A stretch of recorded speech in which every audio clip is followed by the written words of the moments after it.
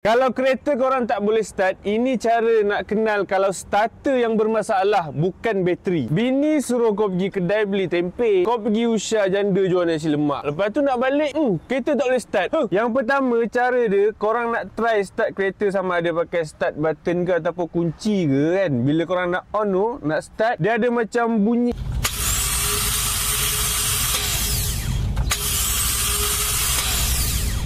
Enjin tu dia tak crank pun, tapi dia bunyi macam tu je. Itu salah satu petanda starter korang problem lah. Yang kedua, korang tekan on enjin ni, korang nak on kan, korang tengok dekat dashboard ni, kat meter ni, lampu meter ni terang benderang macam ni. Lepas tu korang tengok radio. Radio kalau hidup, lepas tu sound dia kuat je, lepas tu lampu dekat meter ni terang, tapi enjin tak boleh start, itu salah satu petanda yang jelas jugalah starter yang problem, bukan bateri. Kalau korang nak tahu lebih pasti starter ke yang problem kan, cara dia, korang tengok, korang buka bonet kereta korang kat enjin ni, korang cari kalau starter korang jenis yang senang nampak kan. Contoh ada model-model kereta yang starter dia kat depan ni je, kat depan ni boleh nampak tau. Kalau starter korang senang boleh nampak macam tu, korang ambil lah apa-apa batang besi, sepanah macam ni ke, korang ketuk sikit, jangan ketuk kuat sangat tau, ketuk sedang-sedang je, ketuk, try start. Kalau lepas korang ketuk tu tiba-tiba kereta boleh start pula, itu sah lah, memang starter yang problem. Tapi kalau kereta macam ni, kereta Myvi macam ni kan, starter dia susah sikit lah. Starter dia dekat bawah ni, korang tengok ni, dekat bawah ni, ni bawah ni, korang kena rubber sikit macam ni lah. Sekarang aku tengah pegang ni,